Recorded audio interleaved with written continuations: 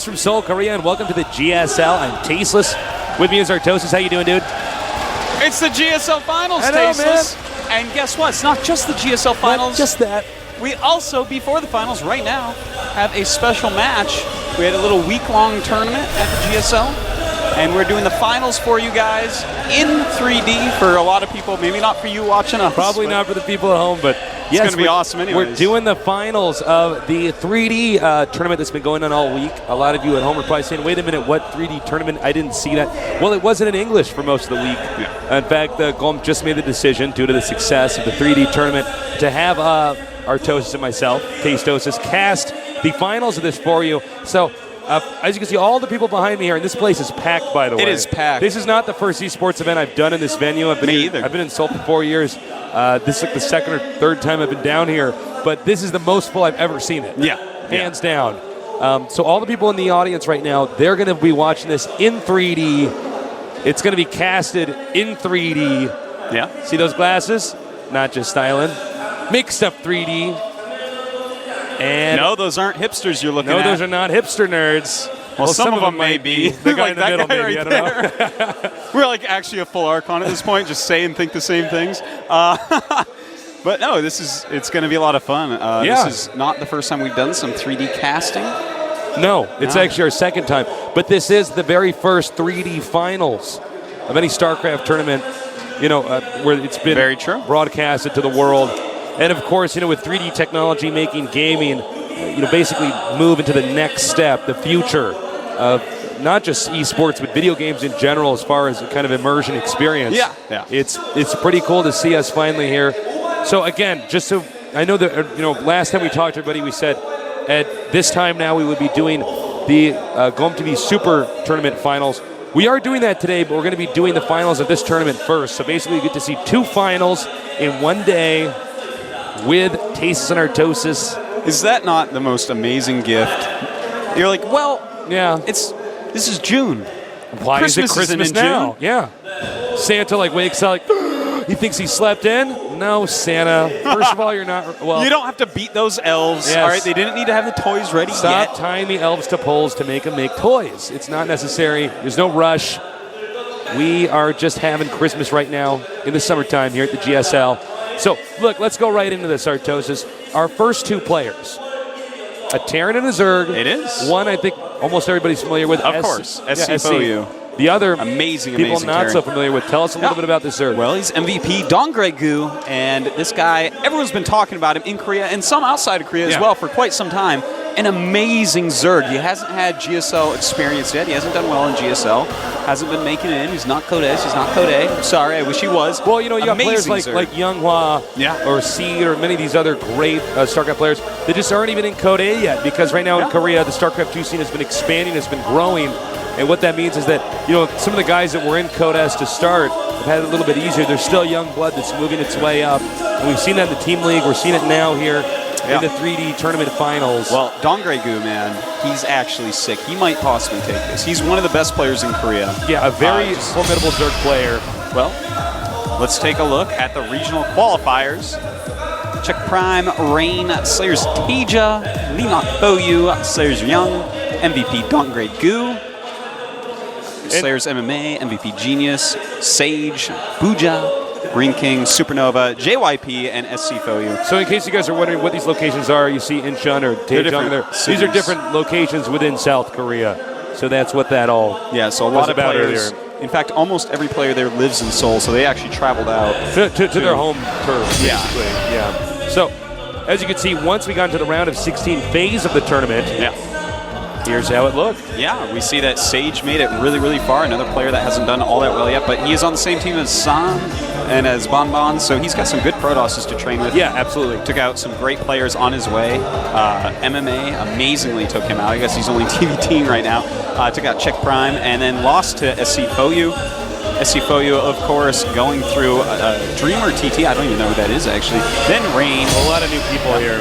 And here's the other bracket. Take it away, Artosis. And look at that, man. DongRaeGu taking out Teja, another very famous player that hasn't made it far. Yeah. Taking out Younghwa, who took out Supernova. Sick. And then taking out JYP, a TSL member we haven't seen yet, but is actually really good. I talk to the TSL head coach about that guy all the time. He's amazing. And so DongRaeGu, a very hard bracket himself. So, that's quite a series of players to go through, especially, on his side of the bracket. Taking out Younghwa. Younghwa is one of the Protosses that sort of taught all of us, you and me actually as well, PvP. One of the best PvP stay away players. from warp gating, for warp gate rushing. So it's pretty big to see the Zerg player this far now. Yeah. Now, here's something else to keep in mind, though. Okay. Our Zerg player does not have the kind of stage experience. No, and by the way, look, okay, here we got a better shot for you guys of how packed it is in here. It's pretty sick. It's pretty insane. And here's our player. Now, just so you guys know, again, he has sunglasses on for a reason. This is the 3D tournament. So they're actually playing this in 3D. Yes. So as exciting and as awesome as that is, that's a totally new experience. It is. It is. I actually have been playing some 3D at home. Pretty crazy, man. It is awesome, man. It looks so nice. Well, Starcraft looks just immaculate. Oh, yeah. In 3D, man. Oh, it's Starcraft looks amazing in 3D, man. I have to go through the single player in 3D. It's going to be so fun. Remember when we were young, Artosis?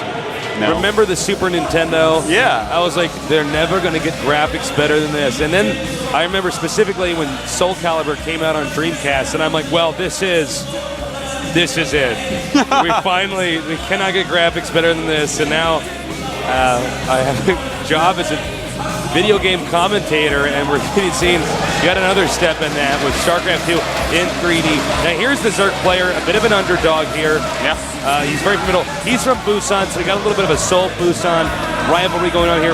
For those of you not familiar with the geography here. Yeah, Busan's the southernmost city, the biggest city. Went down there to qualify. Very great Zerg player once again. You haven't seen much of him, but you will in the future, I guarantee it. Yeah, absolutely.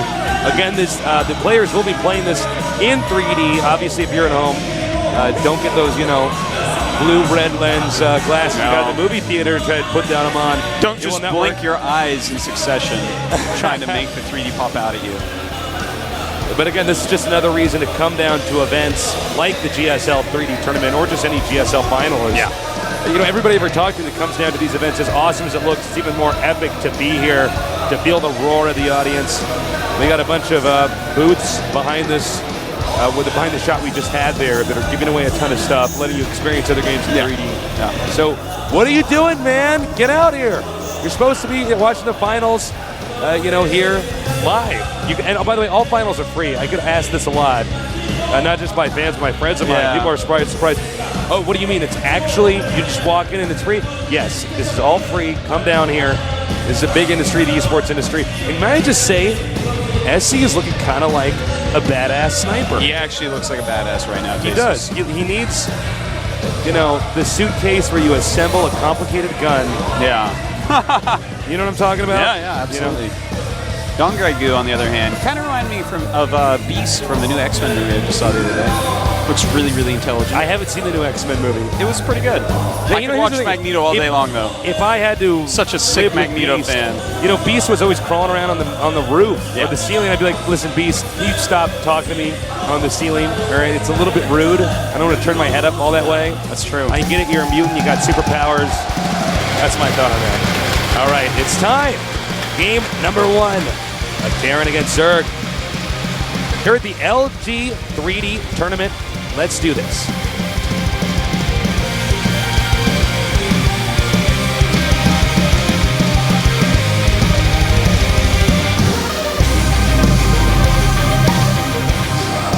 Sponsored by LG Cinema 3D. Tasteless. It's the finals over here.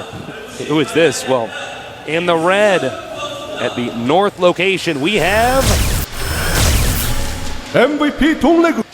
Well, that's actually SC Foyu. That's SC Foyu. This is all live. We're trying to trick you out. Boo-boos happen. Down here in the upper right location, we have MVP DongRaeGu. And I want to point out just from what I heard behind myself, the roar of the crowd for our Zerg player was much, much greater. Yeah, this guy is this underdog in Korea that should be doing well, but hasn't yet. So fans really behind him here today, Tasteless, as I'm sure a lot of you at home, at these GSL parties and whatnot are. By the way, in case you're just joining us, this is the finals of a 3D tournament that we ran this week at the GSL.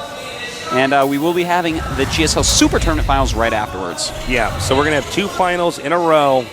So get another pot of coffee if you're watching live in your stateside.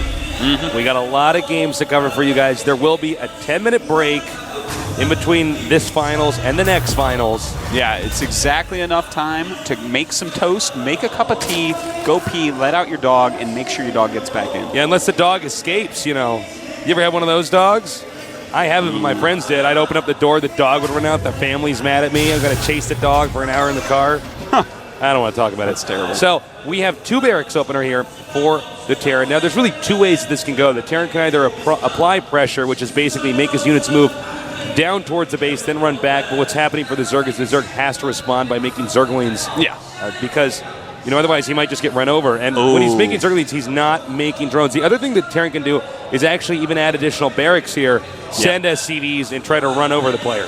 Well, we see already DongRaeGu is prepared for SCs, making 6 Zerglings instead of the standard 4. And that is something that Nest learned during his epic match against SC in the last GSL. It's actually, against SC, you have to do this. If you make just 4 Zerglings, he actually has these timings that are going to end up killing you. You make 6, though, and you might be all right. All right, so a little bit of back and forth here. There's a good job here from the Terran controlling the Zelnaga watchtower. So knows how much more pressure can I apply? And Wobert chooses that's 4 SCVs. That's 5 SCVs. I thought that one was a Marine for a second. That's 5 SCVs. Well, DongRaeGu is making nothing but Zerglings right now, so we're going to have to see, will he have enough? There's a lot of Zerglings coming down. The Queen coming down as well, and he's got to get these Zerglings surrounding. No, doesn't do it, but goes back, goes after this SCV. Has some drones in as well. The Queen is out. And that is no larva injection. That Queen is out, so he's got to be careful. And the Lings have actually slipped through. The SCV's not exactly doing a good job of blocking. And these Marines being microed back just so perfectly. How much damage can he get done here? And the battle line continues here. The SCVs and Marines are being chased back. The Queen is getting low on HP and is gone. Marines are streaming up now. Bunkers being made at the ramp. He can potentially wall this in. Well, the SCV's been taken out now. The Marines are continuing to be microed. So we're going to have to And it looks like finally, even though he loses that Queen, takes out those Marines, and now over he goes with those Zerglings. But remember that the Terran player, all he lost was the 5 SCVs that he sent, plus any Marines, but he did a ton of damage, Tasteless. And there we go. So, with Zergling speed finishing there, that was a big moment. That was the moment where, you know, the Marines can no longer stutter micro. Our Zerg player now expanding to his natural base. He's going to have to drone like a madman now, Tasteless. I mean, he's in a little bit of trouble. It's going to normalize into a regular game, but he's got all these Zerglings that we see, and he's going to keep poking and stuff and trying to scout, but that's all he can do with them. In the meantime, we see SC making another command center, getting double gas, and he's going to be completely safe to do whatever he wants. Yeah, you're absolutely right about that. He is going to be in quite a situation here. The hatchery about halfway done now, and I think, hold that thought, Marine going to be pushed out. I'm surprised that he actually sent the SCVs during that rush, though. Well, it's an interesting situation. I think we saw that more a while ago. He so wanted to get some bunkers up, but it didn't work out for him. Yeah. Now, moving on, we got Zerglings still outside the bottom of the ramp. You can see that there's a lot of caution being taken here from the Zerg, by the Terran rather, with the bunker here at the expansion. A good amount of drones at this point. Still making just drones and Queens and Overlords is DongRaeGu. That's exactly what he has to do. We do see 2 factories going up. Beautiful move there. This is a great map to transition into some Blue Flame Hellions and then go into Siege Tanks. Just awesome, awesome move by SC Foyu. You know, that wide open natural, it's going to be very hard with this Speedling tech to actually defend against that. And there's no way for DongRaeGu to really know unless he sacrifices an Overlord. Yeah, absolutely. Right now, the Zerg just continuing to drone up non-stop and take a 3rd base at the bottom right, which we'll get a shot for you. Now, with 2 factories, we've seen a lot more Hellion play, actually in every single matchup here in StarCraft 2, now that the metagame has sort of evolved. And I don't even mean that just in the Korean scene. I mean that internationally. Yeah. We saw that a lot at MLG as well. Quite true. So we might be seeing that here. It'll depend. We'll know in a minute. Yeah, it will be a Blue Flame reactor Hellions. as well. Yeah, so it's going to be a lot of Hellions. This is hardcore Blue Flame Hellion stasis. In fact, the fact that he's getting that reactor makes me think he will send his Marines as well. You know, just send a ton of units overall. Normally we see it just 2 factory, no reactor on them. But we do see a Baneling Nest coming up. There's also a Roach Warren on the way, as you see. And, well, DongRaeGu, he is preparing for this. Those are 2 good units to have against these. Of course, Hellions are light, so they take extra from the Banelings. Now, one thing to note is that with this additional expansion at the bottom right, that's a lot more surface area to cover, especially against Hellions. Hellions are fast, with the Blue Flame ability. If you make one mistake, they basically melt all your drones. Yeah. So having drones, not just here at the shot we have right now, but at the bottom right, that's going to be a lot of area to cover. He might need additional spine crawlers. He might just have to trust that he has very good blocking ability with the roaches he's making right now. We'll see. Well, the 3rd base has gone up for DongRaeGu, and I love that move. After holding this rush, he has to get ahead in some way, and that's a great way to do it. Making nothing but roaches right now and a spine crawler. I'm going to be very interested to see, can he protect all these locations that have drones at them? It's going to be very difficult because SC Foyu, he is awesome with Hellions. And look at that. Is that a macro hatch already? It's a macro hatch. After losing all those drones, making so few drones, here he comes. The Zerglings did spot it, and with the Overlords in the position that they are in, it's going to be pretty easy for him to see exactly where they're coming. Now, the Naturals defended again. It's the 3rd base that I'm a little bit more worried about here. The Roaches are spilling down towards the bottom location, but I don't know if it's going to be enough. He has no creep between those bases, Tasteless. So these drones may be dead, but here come the Roaches. Oh my God, that was such a good block. Yeah, very good movement on those Roach units. And the Hellions just turning right back around. There are a lot of Zerglings out, and a Baneling as well. Can he connect, though? You know, I got to say, this is actually quite an unusual block that the Zerg has right now. I was actually not expecting the Hellions to have this much of a hard time getting in there. They've basically done no economic damage. Here we see they are melting a few Zerglings, but again, with this rush, a lot of it's about the drones. He can revert into a different style and start trying to just make sure creep tumors do not stretch out anymore across the map. We'll see. Yeah. So we see the Hellions come back up again. Roaches in great position. I am actually, for the first time today, we're going to keep count. I am getting nerd chills, Tasteless. All right, that's number 1. A beautiful defense. He's got a ton of drones right now. Is that 64 drones, it looks like?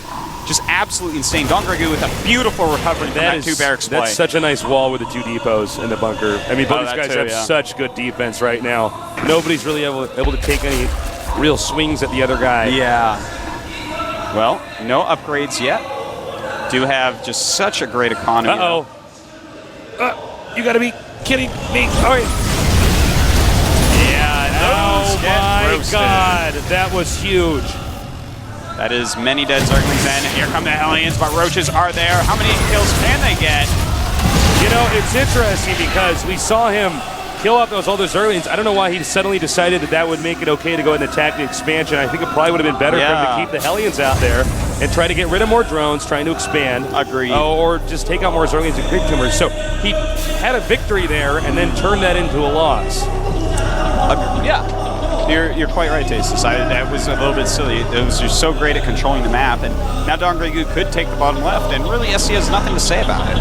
Well, SC, he's going for a very nice strategy right now, getting a single Viking out to clear out some Overlords, but also just pumping 2 factory siege tanks and a bajillion Marines. Roach speed is on the way, Baneling speed is on the way, but this timing from SC is going to be hard to deal with this. All right, Terran moving out now. These Zerglings getting melted. Now, it's going to be a lot about positioning the siege tanks and making sure that the siege tanks shoot down the Banelings. And the Marines, of course, want to bait in the Banelings. So a lot of this will come down to just unit control here from both sides. All right, a lot of Banelings. He's probably going to want to get a little bit more before he ever tries to engage. Oh, man. Now, on the creep, the Zerg unit's so much faster on the creep, as we all know. Big mistake there, losing a siege tank. Yeah, he needed every siege tank. The siege tanks are so precious. They would actually destroy the Banelings and the Zerglings. Now, DongRaeGu is going to want to wait until he has his speed upgrade done for his Banelings. See some nice harassment by SC, but how long can DongRaeGu stall? You got to be careful when you're Terran doing this. It requires a lot of multitasking. Sometimes we see Terrans falter and actually producing while this is going on. Yeah. When you're doing an elevator push like this. That's quite true. Baneling speed pace is getting so close to completion. When that finishes, when these 22 Zerglings pop out, we're going to see him go for it. All right. The Zerglings, Banelings, and Roaches are almost ready. It's about time, Tasteless. Yep. Here we go! So many Banelings just rolling right in. The Roaches coming up, taking out Siege Tanks. Can't hit those Marines, though. They are running back in beautiful defense here by DongRaeGu. He really took care of all those units. The Terran has no more presence. He's going to have to start from ground, from step 1 again. And you can see the Zerg's already chasing it back even furthermore, so that way there's no way that Siege Tanks is set up. There's no third base yet. The orbital may very well be finished or producing here. Yeah, well, we see a drop coming down towards that third base, but DongRaeGu normally on top of these things. This drop seems a little bit more like an afterthought than actually part of his game plan. I think he sort of doesn't know what to do now that he lost all those units during the push. Yeah, and here we go. The drop is out, having to run some drones away, losing 3 right there. And the Zerglings do come up. Good position by SC, but he's going to run in. Look at this, another drop at the same time in the main base of DongRaeGu, but no, he is there with Roachling. And SC has to run away. He handled it really well. The Zerg did every little moment that he's been engaged here, with the exception of those Zerglings that he did lose to the Hellions, but that's pretty small stuff now. Here comes the push again. Siege takes now, sieging up. Roach is trying to go around. The Zerg's agenda right now is to keep checking the upper left location. Yeah. In the meantime, he is taking his 4th base. I'm getting a little bit worried for SC Tasteless. He's not taking a 3rd base yet. He hasn't even taken his 4th gas yet, as we see on the minimap, so he's going to be a little bit behind economically, especially as his 4th base goes up. All right, the Siege Tanks edging in here. Oh, counterattack, I love it. And very nice counter indeed. Takes out the bunker and the Siege Tanks. Look at this, the SCVs coming into fight. And, oh! Nice hit with the Banelings. Didn't kill a lot of SCVs with it, but SC comes back. A huge stim there, stimming his entire army. Has a drop that he's not using right now, but he forced him to come back, Tasteless, and that means so much. And the drop is failing. Look, I don't think SC is going to win this game at this point in time. He's really hurting. This push has to do a monumental amount of damage, and I don't know if that's going to be the case, Artosis. The Mutalisk now coming in here. He wants the Terran to turn around again, and turrets there are not. Oh no, these Mutas going to wreak some havoc in this SCV line, and SC not going to turn around this time. More Roaches coming back. 3rd Nerd Chills of the day.